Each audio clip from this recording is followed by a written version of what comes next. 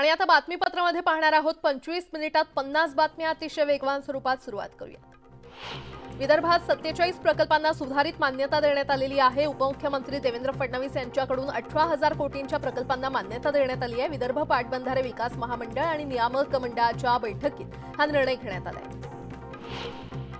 लोकसभा निवडणुकीच्या पार्श्वभूमीवर 7 जानेवारीला अजित पवार गटाचा मुंबईमध्ये मेळावा पार पडणार आहे आणि या मेळाव्याला अजित पवार मार्गदर्शन करणार आहेत। दरम्यान अजित पवार गटाकडून मुंबईतील एका लोकसभेच्या जागेची मागणी करण्यात येणार असल्याची माहिती समीर भुजबळ यांनी दिली आहे। बिल्डर असोसिएशनच्या कार्यक्रमात बोलताना सुभाष देशमुख यांनी सोलापूरला मोठं खेड म्हटलं होतं आणि यावरून सोलापुरात वादंग उठलं होतं। कारण नसताना माझ्या प्रत्येक बोलण्याचा धचा मा होतो आणि हेतू न बघता पूर्ण न ऐकता सोयीचं तेवढं घ्यायचं आणि कारण नसताना बदनामी करायची, त्यामुळे मी बोलणार नव्हतो अशी खंत भारतीय जनता पक्षाचे आमदार सुभाष देशमुख यांनी बोलून दाखवली आहे।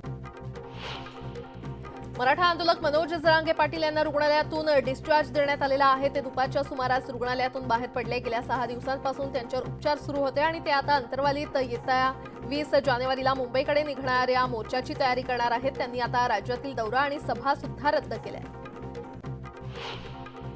शरद पवार हे अमरावती जिल्ह्याच्या दौऱ्यावर असताना त्यांनी अमरावती जिल्ह्यातील वज्जर येथील शंकरबाबा पापळकर यांच्या दिव्यांग बेवारस आश्रमशाळेला भेट दिली। संपूर्ण आश्रमशाळेची पवारांनी पाहणी केली। शरद पवार यांनी दिव्यांग बेवारस मुलांच्या समस्या जाणून घेतल्या। 18 वर्षांनंतर बेवारस दिव्यांग मुलांचं भवितव्य उज्ज्वल व्हावं यासाठी शंकरबाबा पापळकर यांनी शरद पवार यांना निवेदन दिलं। एकमेकांचे कट्टर विरोधक माजी मंत्री सुरेश जैन आणि राष्ट्रवादीचे ज्येष्ठ नेते एकनाथ खडसे जळगावातील एका लग्न सोहळ्यात एकत्र दिसून आले। यावेळी हे दोघंही एकाच व्यासपीठावर गप्पा मारताना दिसून आले आणि त्यामुळे आता राजकीय वर्तुळात चर्चांना उधाण आलंय। सांगली जिल्ह्यात झालेल्या अवकाळी पावसामुळे जवळपास 15,000 हेक्टर क्षेत्रावरील द्राक्ष बागेचं नुकसान झालेलं आहे, तर साधारणतः 100 कोटींच्या वर द्राक्ष बागांचं नुकसान झालंय। त्यामुळे शेतकरी मोठ्या अडचणीत सापडलाय आणि आता हातातोंडाशी आलेल्या द्राक्ष बागा स्वतःच्याच हाताने उद्ध्वस्त करण्याची वेळ काही शेतकऱ्यांवर आली आहे। मुक्ताईनगरमध्ये मालमत्ता करापोटी नगरपंचायतीची जवळपास 4.5 कोटी वसुली थकीत होती। नगरपंचायतीनं थकबाकी वसूल करण्याची मोहीम तीव्र केली आहे। यात 20,000वर घरपट्टीची थकबाकीदारांच्या यादीचे फलक नगरपंचायतीनं प्रसिद्ध केलेले आहेत। शहरातील मुख्य चौकात हे फलक लावण्यात आले। सोलापुरात एका तरुणानं अंगावर डिझेल ओतून घेत आत्मदहनाचा प्रयत्न केला। जिल्हा नियोजन बैठकीदरम्यान हा प्रकार घडला आणि तालमीतील साहित्य चोरी प्रकरणावरून तरुणानं पालकमंत्र्यांची भेट मागितली होती। मात्र पालकमंत्री चंद्रकांत पाटील यांनी भेटीसाठी वेळ न दिल्यानं आत्मदहनाचा प्रयत्न केल्याचा आरोप तरुणानं केलाय।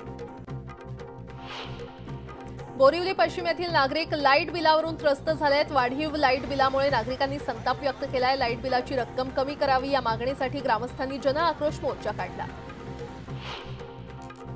संसदेत पंतप्रधान दिसत नाही, संसदेत कुणाला बोलायलाही दिलं जात नाही, तर नाशिकमध्ये येऊन शेतकऱ्यांचे प्रश्न काय मांडणार असा सवाल अमोल कोल्हे यांनी पंतप्रधान यांना विचारलाय। काँग्रेस नेत्या प्रियंका गांधींच्या अडचणी वाढण्याची शक्यता आहे, कारण जमीन घोटाळ्याशी संबंधित आर्थिक गैरव्यवहार प्रकरणी ईडीकडून पहिल्यांदाच त्यांच्या नावाचा उल्लेख केलाय। सूत्रांच्या माहितीनुसार ईडीनं प्रियंका गांधींचे पती रॉबर्ट वड्रा यांच्या समवेत त्यांच्या नावाचा उल्लेख केलाय। विदर्भात काँग्रेसला वेळोवेळी साथ दिली आहे, त्यामुळे आता अडचणीच्या काळातही विदर्भातील लोक काँग्रेसची साथ सोडणार नाही असा विश्वास माजी मुख्यमंत्री सुशीलकुमार शिंदे यांनी व्यक्त केला आहे। मनसे अध्यक्ष राज ठाकरेंनी मुख्यमंत्री एकनाथ शिंदेंची भेट घेतली। वर्षा निवासस्थानी या दोन्ही नेत्यांमध्ये भेट झाली आणि या भेटीमध्ये नेमकी काय चर्चा झाली हे अस्पष्ट आहे। यावेळी बाळा नांदगावकर उपस्थित होते आणि येणाऱ्या लोकसभा निवडणुकीच्या पार्श्वभूमीवर ही भेट महत्त्वाची मानली जाते। दारूबंदी असलेल्या गडचिरोली जिल्ह्यामध्ये दारूची तस्करी करण्यासाठी वेगवेगळ्या शक्कल लढवल्या जात आहेत। 2 युवकांनी बाईकच्या पेट्रोल टँकमध्ये पेट्रोल ऐवजी चक्क दारूच्या बाटल्या लपवल्याचं खरं तर पोलिसांना आढळलं आणि दोन्ही आरोपी मोटारसायकलच्या मार्फत दारूची तस्करी करत असल्याचं उघड झालं। जालना ते परभणी महामार्गावरील वाटूर येथे बंजारा समाजाच्या वतीनं भव्य रास्ता रोको आंदोलन करण्यात आलं। विमुक्त जाती अ या प्रवर्गात मागच्या अनेक वर्षांपासून बिगर मागास असलेल्या लोकांनी मोठ्या प्रमाणात अवैध घुसखोरी केली आहे। त्यामुळे बंजारा समाजातील लाभार्थ्यांवर अन्याय होत असून शैक्षणिक आणि नोकरीच्या क्षेत्रात मोठं नुकसान होत आहे। त्यामुळे गोर सेनेच्या वतीनं वाटूर येथे भव्य रास्ता रोको आंदोलन करण्यात आलं। सलीम कुत्ता प्रकरणी नाशिक पोलिसांनी माहिती मागवली आहे। 2016 नंतर सलीम कुत्ताला येरवडा कारागृहात कोण भेटायला यायचं याची माहिती येरवडा कारागृह प्रशासनाकडून पोलिसांनी माहिती मागवल्याची माहिती सूत्रांकडून मिळते। पालघर जिल्ह्यातील कोकण पाटबंधारे विकास महामंडळ आणि सार्वजनिक बांधकाम विभागाच्या समन्वयाचा अभाव पाहायला मिळाला असून याचा फटका पालघर जिल्ह्यातील शेतकऱ्यांना येत्या काळात बसणार आहे। डहाणू त्र्यंबक नाशिक महामार्गावरील रानशेत येथील पाटबंधारे विभागाच्या कॅनलवरील पुलाचं अंतर कमी केल्यानं सूर्या प्रकल्पाच्या कालव्यांना धोका निर्माण झालाय।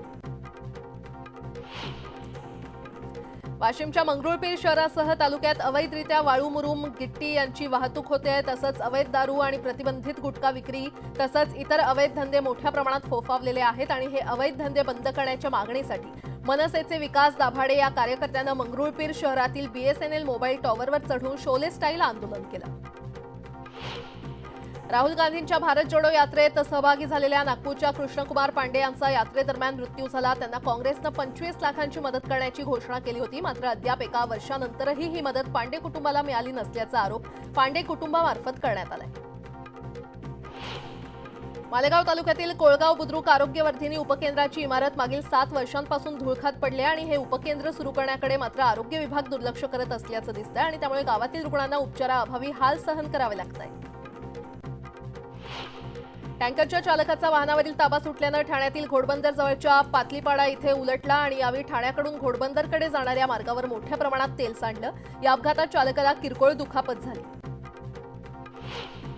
वाशिमच्या एसटी बस स्थानक परिसरात खासगी वाहनांचा वावर वाढल्यानं एसटी बसच्या वाहतुकीमध्ये अडथळा निर्माण होतोय। ऑटो रिक्षा थेट बसच्या जवळ नेऊन प्रवाशांना बसवत असल्यानं वाहतुकीला अडथळा निर्माण होतोय आणि यातून अपघाताची शक्यता आहे। या वाहनांवर कारवाई करण्याची मागणी नागरिकांकडून होते। मुळशी तालुक्यातील नेरे गावात एका लष्करी जवानानं निवृत्तीनंतर सेंद्रिय पद्धतीनं शेती कसली आहे। 10 गुंठे शेतात वांग्याची शेती करून त्यानं विक्रमी असं उत्पादन घेतलं।